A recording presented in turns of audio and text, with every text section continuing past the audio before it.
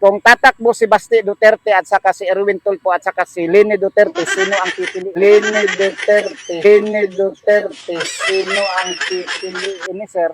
Ano ang tumataas pero hindi bumababa? May iisang mata pero hindi nakakakita. Murag, ano po si Baste Ana. Mas taas siguro siya chance na madaog sa Si Basti Duterte. Mas taas og chance na mananalo si Basti Duterte. Salamat po, ma'am. Hello, magandang araw po sa inyong lahat. Sa video po natin ngayon ay nandito tayo sa Kidapawan Plaza para maghahanap po tayo ng mga pwede nating matanong. Survey na rin ito sa ating YouTube channel at yun nga, maghahanap tayo ng pwede nating matanong at kung masagot nila yung tanong natin ay magkakaroon po sila ng premyo sa video natin ngayon kung masagot nila yung tanong natin. Kung mapapansin po ninyo, marami na po ano dito, mga tao. Nag-ano sila, namamasyal. Ikot muna natin yung drone. Ito. Yan. Marami ng mga tao. Yan. At dito na tayo dito tayo magsisimula sa ating mga Q&A. Pero dala na rin yung yung survey natin.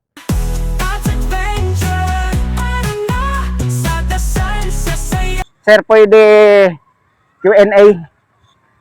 Kung masagot mo yung tanong natin, na dalawang tanong natin, magkakaroon ka ng 200 pesos.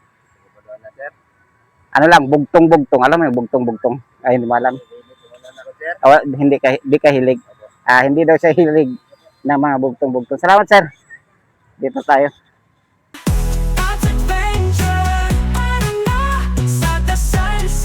Kabalo mo anong bugtong-bugtong? Ha? Kapag masagot nyo yung tanong natin, may 200 pesos po kayo. Dalawang tanong lang. Pwede?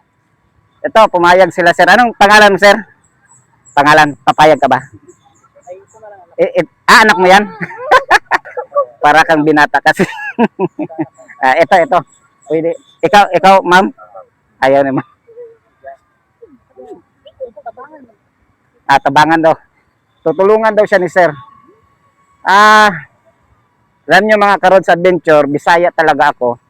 Nagtatagalog lang tayo sa ating YouTube channel kasi marami tayong mga viewers na taga Luzon. Ito yung dalawang tanong, ma'am, sir. Anong pangalan mo, ma'am?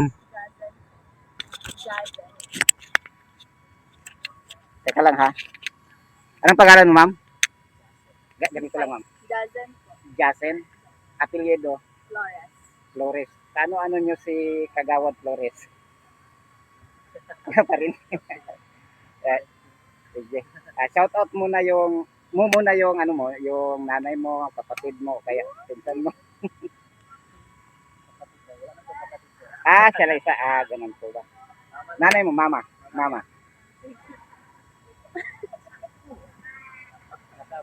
Nasa abroad. Ganun pala. Mahihain si ma'am.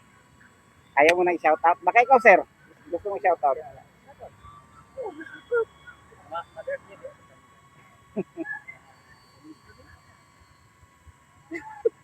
Sige na.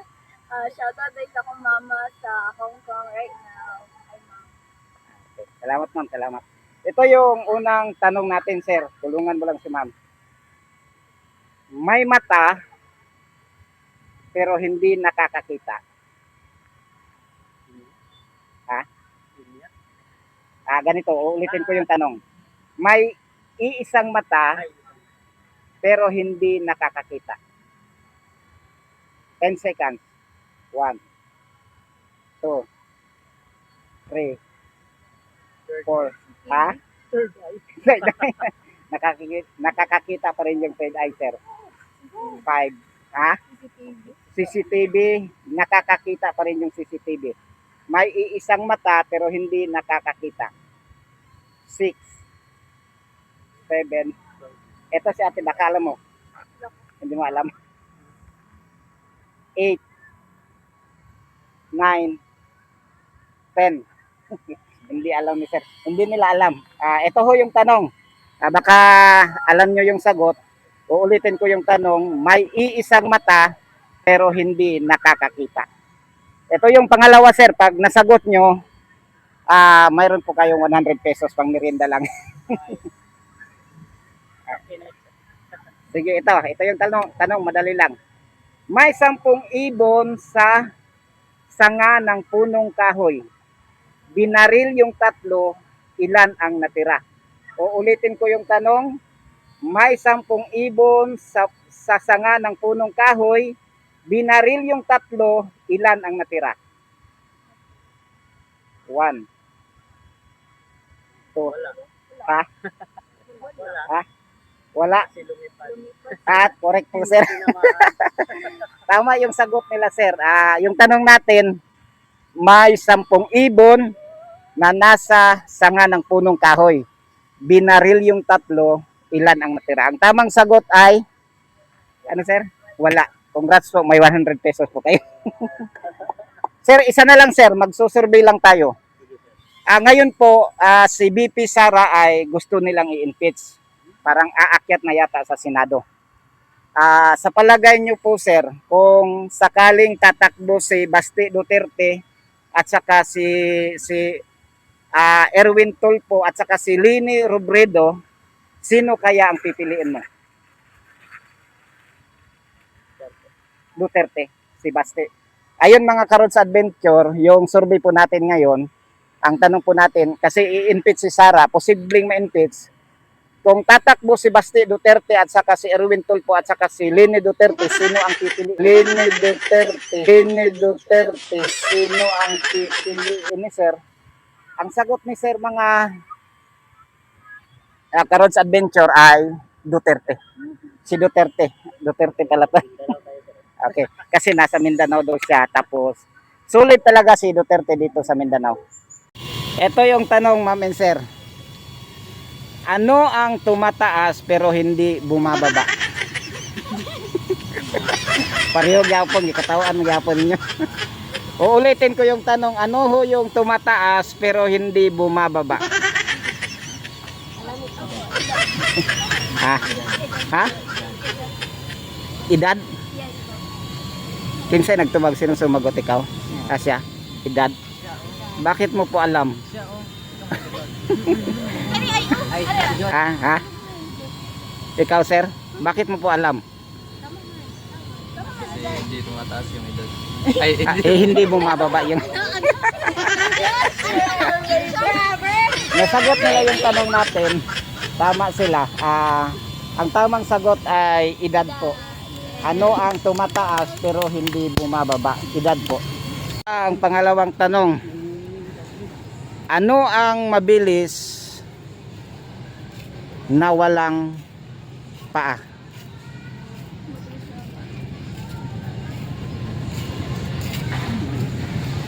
Ano ang mabilis na walang paa, walang gulong? Hindi eroplano. May clue na, may clue.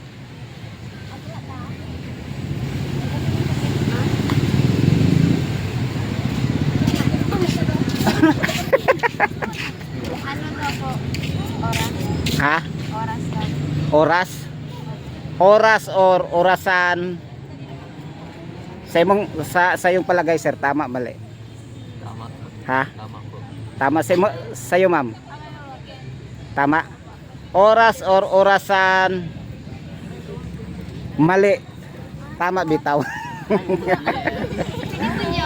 Orasan. Orasan ang tama. Last na lang po, survey lang. Survey lang ha. Ilang taon ka na sir? 19. Ikaw ma'am? Ha? Ikaw? 18. Ikaw? 18. Survey lang po, survey. Boboto na ba kayo?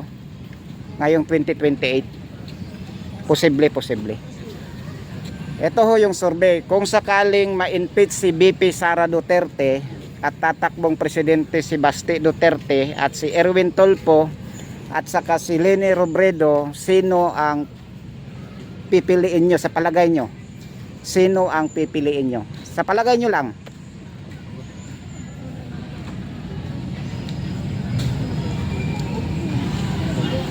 Ha? Hindi nila madesisyonan kaagad. Siguro yun Siguro si Baste. Duterte. Baste Duterte. Bakit ma'am?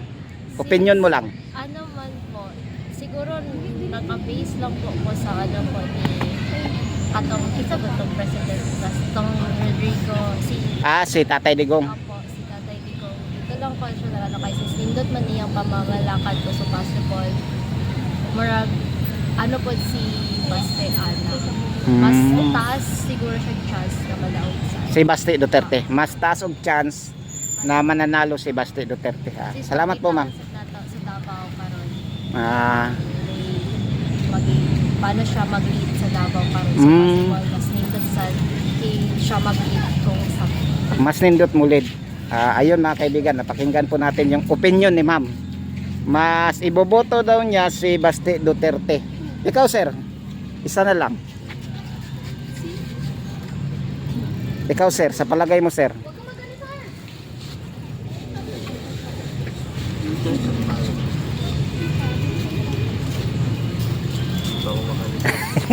Hindi makadesisyon si sir. Pero si ma'am, si Baste Duterte. Maraming salamat pa, maraming salamat.